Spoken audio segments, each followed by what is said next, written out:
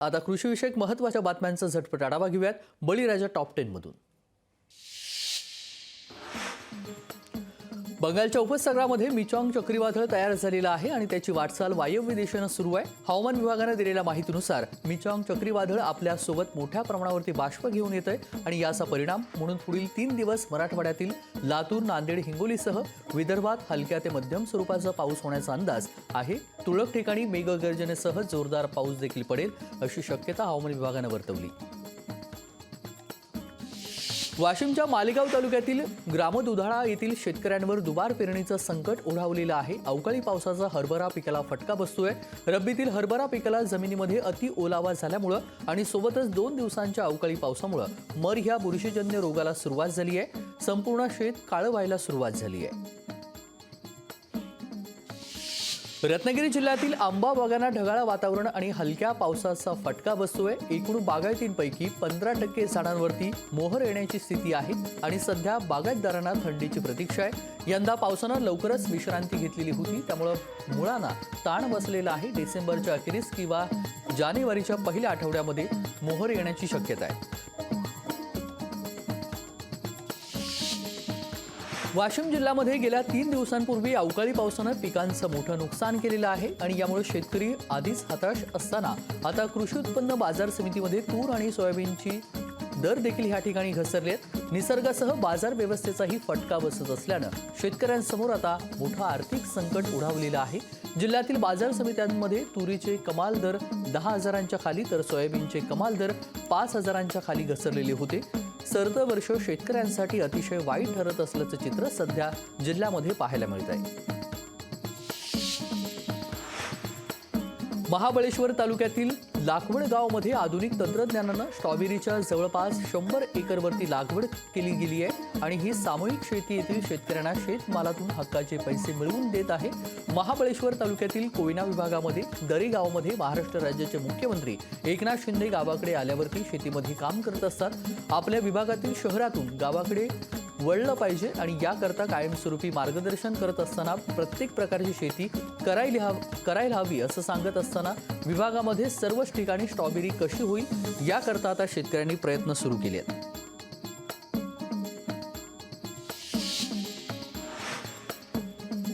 बीडच्या आष्टी तालुक्यातील ठाकरे गटाचे जिल्हा प्रमुख परमेश्वर सातपुते यांनी शेतकऱ्यांच्या बांधावरती जाऊन अवकाळीनं नुकसान झालेल्या पिकांची पाहणी केली।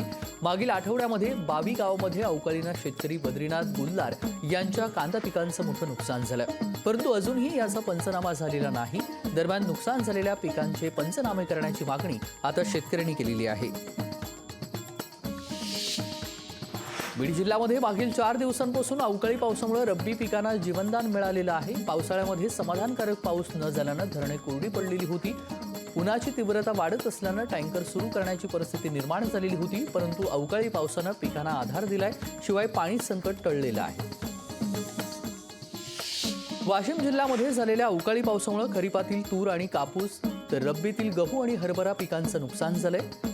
सोबतच भाजीपाला फळबागांचं देखील मोठ्या प्रमाणामध्ये नुकसान झालेलं आहे। या पिकांची पाहणी करण्यासाठी काँग्रेसचे वाशिम जिल्हा पक्ष निरीक्षक वीरेंद्र जगताप आणि आमदार अमित झणक यांनी नुकसानीची पाहणी केली।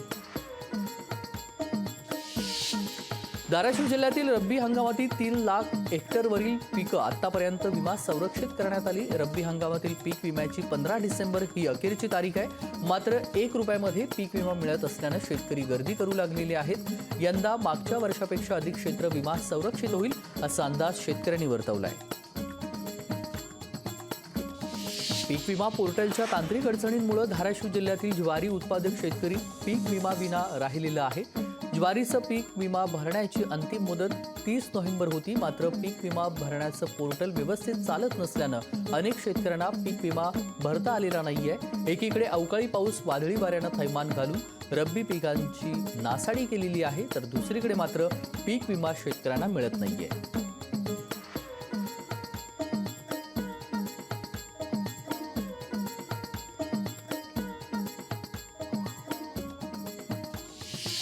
सांगली जिल्ह्यामध्ये अवकाळी पावसामुळे झालेल्या द्राक्ष बागांचं मोठ्या प्रमाणामध्ये नुकसान झालंय.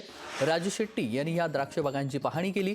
यावेळी राजू शेट्टी यांनी द्राक्ष बागायतदारांचं संपूर्ण कर्ज माफ करण्याची मागणी केलेली असून पीक विमा योजनेचे निकष हे बदलण्याची गरज असल्याचं मतही राजू शेट्टी यांनी मांडलंय. सांगली जिल्ह्यातील मिरज, तासगाव, कवठे, महाकाळ आदी भागातील द्राक्ष बागांची पाहणी राजू शेट्टी यांनी केली. यावेळी राजू शेट्टी यांनी काय प्रतिक्रिया दिलेली आहे आणि मागणी काय आहे पाहूयात. हवामानावर आधारित जो काही विमा आहे तो विम्याचे नियम आणि निकष ठरवत असताना शेतकऱ्यांना विश्वासात घ्या. पाहिजे तर विम्याचे हप्ते वाढवा, शेतकरी त्याला तयार आहेत. परंतु गारपीट किंवा अवकाळी पाऊस झाला की जेवढं नुकसान होतंय ते सगळ्याच्या सगळं नुकसान भरून येण्यासारखे असे विम्याचे काहीतरी योजना सरकारनं आणावी. जसं वाहनाचं नुकसान झालं तर 100% नुकसान भरपाई मिळते, तसं या भांडवली गुंतवणूक असणाऱ्या नगदी पिकांच्या बाबतीत सुद्धा सरकारनं नवं धोरण आखण्याची गरज आहे. आजचं पीक विम्याचं धोरण म्हणजे विमा कंपन्या जगवण्याचं धोरण आहे, ते शेतकऱ्याच्या अजिबात उपयोगाचं नाही. बंगालच्या उपसागरामध्ये मिचॉंग चक्रीवादळ तयार झालेलं आहे आणि त्याची वाटचाल वायव्य दिशेनं सुरू आहे. हवामान विभागाने दिलेल्या माहितीनुसार मिचॉंग चक्रीवादळ आपल्यासोबत मोठ्या प्रमाणावरती बाष्प घेऊन येत आहे आणि त्याचा परिणाम म्हणून पुढील 3 दिवस मराठवाड्यातील लातूर, नांदेड, हिंगोलीसह विदर्भात हलक्या ते मध्यम स्वरूपाचा पाऊस होण्याचा अंदाज आहे. तुरळक ठिकाणी मेघगर्जनेसह जोरदार पावसाचं या ठिकाणी पाऊस पडेल अशी शक्यता देखील हवामान खात्यानं वर्तवली आहे.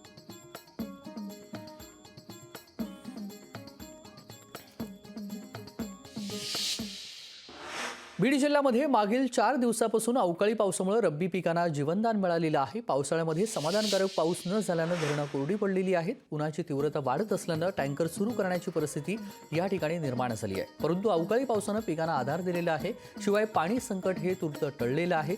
ज्या पिकांचं नुकसान झालेलं आहे त्यांचे पंचनामे प्रशासनाकडून सुरू असून 32% पेक्षा जास्त नुकसान झालं असेल त्या शेतकऱ्यांना शासनाकडून मदत प्राप्त होणार आहे आणि बीड जिल्ह्यामधील अनेक शेतकऱ्यांचं यामध्ये नुकसान झालंय. माण तालुक्याच्या पूर्व भागामध्ये गेल्या आठवड्यामध्ये झालेल्या अवकाळी पावसामुळे देवापूर, पळसावडे, डोकमोडा ह्या गावामध्ये द्राक्ष बागांना फटका बसतोय. द्राक्ष बागेतील वेलीवरती गडातील द्राक्ष मनुके ह्या पावसानं आणि खराब हवामानामुळे काळी पडलेली आहेत. बुरशीजन्य कुजवा ह्या रोगाचा झपाट्यानं प्रादुर्भाव झाल्यानं द्राक्ष बागायतदार हे चिंतेमध्ये सापडलेले आहेत, हवालदिल झाले आहेत. पावसामुळे बागेतील द्राक्ष कडांचं नुकसान झाल्यानं उत्पन्नामध्ये घट झाल्यानं शेतकरी मात्र आता चिंतेत सापडलाय. पाऊस येण्यामुळे येथील द्राक्ष बागायचं खूप मोठ्या प्रमाणात नुकसान झालेलं आहे. या नुकसानीचे पंचनामे किंवा सदरच्या स्थळाची पाहणी या कुठल्याही शासकीय अधिकाऱ्यानं या ठिकाणी केलेली नाही. नुकसानीचे पंचनामे शासकीय स्तरावर होणे गरजेचे असून या एवढ्या मोठ्या नुकसानात होऊनसुद्धा शासन दरबारी कोणत्याही प्रकारची दखल घेतली नाही. पुढच्या बातमीकडे. शहादा तालुक्यातील मसावद येथील केळी उत्पादक शेतकरी महेंद्र पाटील यांनी आपल्या 11 एकर क्षेत्रावरती केळीची लागवड केलेली आहे.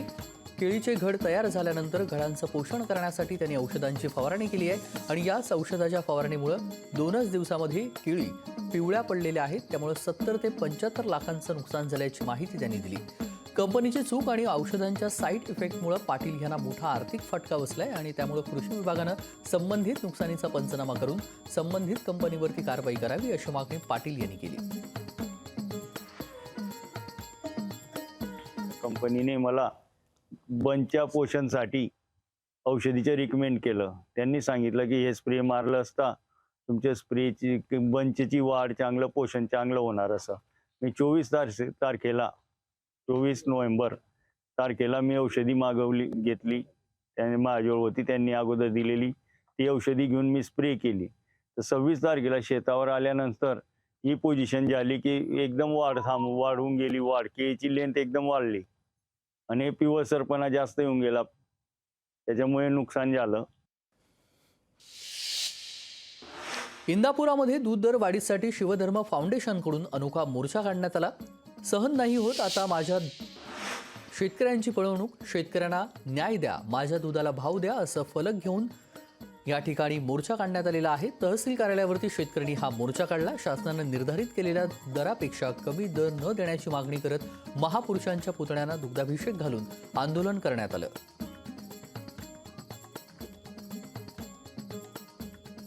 शेतकऱ्याच्या दुधाला 34 रुपये हमीभाव मिळावा यासाठी आता शिवधर्म फाउंडेशनच्या वतीनं इंदापूर तालुक्यामध्ये तहसील कार्यालयासमोर आमरण उपोषण सुरू करण्यात आलं आहे. आपल्यासोबत शिवधर्म फाउंडेशनचे अध्यक्ष दीपक काटे आहेत. त्यांना काय सांगाल, तुम्ही आजपासून आमरण उपोषणाला सुरुवात केली, काय प्रामुख्याने मागण्या आहेत तुमच्या? आमची प्रमुख पहिली मागणी अशी आहे की शेतकऱ्याच्या दुधाला 34 रुपये हमीभाव भेटला पाहिजे. जी शासनाचं परिपत्रक आहे त्याचं पालन हे खाजगी दूध संघवाले करत नसल्यामुळे शेतकऱ्यावर मोठ्या प्रमाणात अन्याय होत आहे. राधाकृष्ण विखे पाटलांना आमची विनंती आहे की खाजगी दूध संघाच्या लोकांना न घेता जो शेतीमध्ये राबलेला आहे, ज्याला दुधाचा अनुभव आहे, त्या शेतकऱ्याला त्या कमिटीमध्ये घेतलं पाहिजे. नक्कीच हे होते शिवधर्म फाउंडेशनचे अध्यक्ष दीपक काटे. यांच्याकडून असं सांगण्यात आलं की राज्य शासनाकडून जी समिती नेमण्यात आलेली आहे या समितीमध्ये कुठेतरी शेतकऱ्यांना स्थान द्यावं आणि यामुळे आता जोपर्यंत शेतकऱ्यांना न्याय मिळत नाही, शेतकऱ्याच्या दुधाला 34 रुपये हमीभाव मिळत नाही, तोपर्यंत शिवधर्म फाउंडेशन वतीनं हे आमरण उपोषण असं सुरू राहणार आहे. यामुळे आता विखे पाटील यामध्ये काय निर्णय घेतात हे पाहणं देखील महत्त्वाचं ठरणार आहे. विकास कोकरे, लोकशाही मराठी, इंदापूर. आणि पीक विमा पोर्टलच्या तांत्रिक अडचणींमुळे धाराशिव जिल्ह्यामधील ज्वारी उत्पादक शेतकरी पीक विम्याविना राहिलेले आहेत. ज्वारीचा पीक विमा भरण्याची अंतिम मुदत ही 30 नोव्हेंबर होती. मात्र पीक विमा भरण्याचं पोर्टल व्यवस्थित चालत नसल्यानं अनेक शेतकऱ्यांना पीक विमा हा भरता आलेला नाहीये. एकीकडे अवकाळी पाऊस यामुळे मोठ्या प्रमाणामध्ये शेतकऱ्यांचं नुकसान झालेलं आहे. रब्बी पिकांचं मोठ्या प्रमाणामध्ये नुकसान झालेलं आहे. त्यामुळे शेतकऱ्यांना आता अडचणींचा सामना करावा लागतोय. त्यामुळे पीक विमा भरण्यासाठी आणखी मुदत वाढवून द्यावी अशी मागणी आता शेतकऱ्यांनी केली.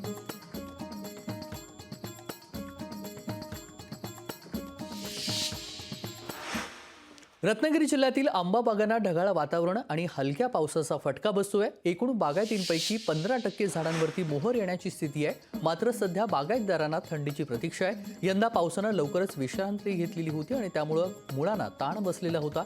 डिसेंबरच्या अखेरीस किंवा जानेवारीच्या पहिल्या आठवड्यामध्ये मोहर येण्याची शक्यता आहे.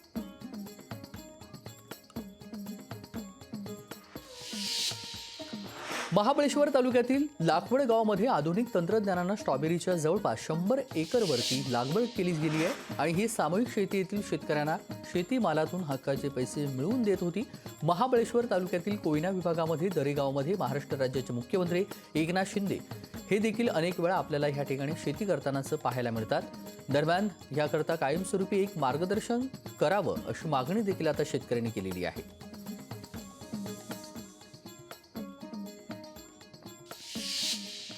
वाशिमच्या मालेगाव तालुक्यातील ग्रामदुधाळा येथील शेतकऱ्यांवरती दुबार पेरणीचं संकट आलेलं आहे. अवकाळी पावसाचा हरभरा पिकाला फटका बसलाय. रब्बीतील हरभरा पिकाला जमिनीमध्ये अति ओलावा झाल्यामुळं आणि सोबतच 2 दिवसांच्या अवकाळी पावसामुळे मर ह्या बुरशीजन्य रोगाला सुरुवात झालेली असून संपूर्ण शेत हे आता काळं व्हायला सुरुवात झाली आहे.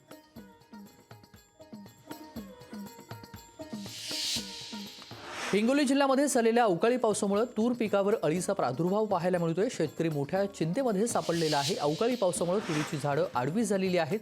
महागड्या औषधांच्या फवारण्या करून देखील कोणताही परिणाम होत नसल्याचं चित्र पाहायला मिळतं. यामुळे शेतकरी हा संकटात सापडलाय.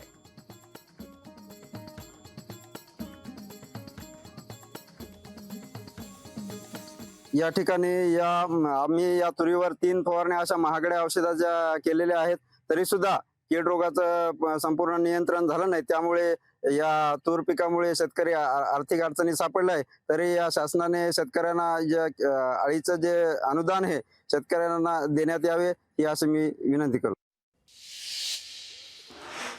वाशिम जिल्ह्यामध्ये गेल्या 3 दिवसांपूर्वी अवकाळी पावसानं पिकांचं मोठं नुकसान केलेलं आहे. त्यामुळे शेतकरी आधीच हताश असताना आता कृषी उत्पन्न बाजार समितीमध्ये तूर आणि सोयाबीनचे दर देखील घसरले आहेत. निसर्गासह बाजार व्यवस्थेचाही फटका आता शेतकऱ्यांना बसतोय. शेतकऱ्यांसमोर मोठं आर्थिक संकट उभं राहिलंय. जिल्ह्यातील बाजार समित्यांमध्ये तुरीचे कमाल दर 10,000च्या खाली तर सोयाबीनचे कमाल दर 5,000च्या खाली घसरल्याचं चित्र पाहायला मिळतंय.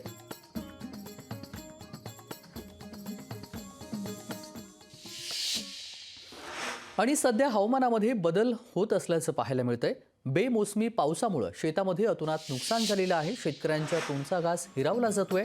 आधी शेती मालाला भाव नाहीये आणि त्यामध्ये अवकाळी पावसामुळे शेतीचं मोठं नुकसान झालेलं आहे. आता सरकारकडे मदतीची आस लावून शेतकरी बसलाय. धुळे तालुक्यातील ग्रामीण भागामध्ये अचानक हवामानामध्ये बदल झाल्यानं गहू पीक करपत असल्यानं शेतकऱ्यांमध्ये भीतीचं वातावरण निर्माण झालेलं आहे. धुळे तालुक्यातील आर्णी गावातील शेतकरी प्रकाश कोळी यांनी थेट सरकारला आवाहन करून आपली भावना व्यक्त केलेली आहे आणि नुकसानीचे पंचनामे करून आर्थिक मदत करावी अशी मागणी त्यांनी केली.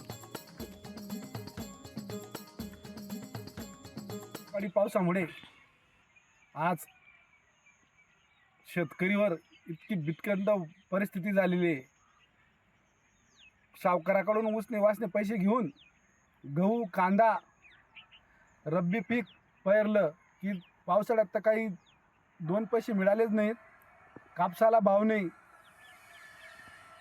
लाल्या रोगचे पैसे नाही, पीक विम्याचे पैसे नाही. पाथरी येथील श्री रेणुका साखर कारखान्यानं उसाला प्रतिटन 3,500 दर द्यावा अशी मागणी भाजप किसान मोर्चानं कारखाना प्रशासनाकडे केली आहे. पुढील 10 दिवसामध्ये कारखाना प्रशासनानं उसाला प्रतिटन 3,500 दर न दिल्यास कारखाना बंद पाडू असा इशारा किसान सेलचे जिल्हाध्यक्ष उद्धव नाईक आणि भाजप तालुका अध्यक्ष पांडुरंग नकाते यांनी दिला. रेणुका शुगरला मागणी केली आहे की साखरेच्या वाढत्या भावानुसार एक शेतकरी म्हणून की उसाला सर्व शेतकऱ्यांना एक 3,500 रुपये भाव देण्यात यावा अशी मागणी केली आहे. आज निवेदन देण्यात आले आहे सर्व शेतकऱ्याच्या वतीने. तर तरी कारखाना प्रशासन एक 10 दिवसामध्ये मागणी मान्य न केल्यास कारखाना बंद करण्यात येईल असा इशारा देण्यात आला आहे. लोकशाही मराठी ऐका, पहा, जागरूक रहा.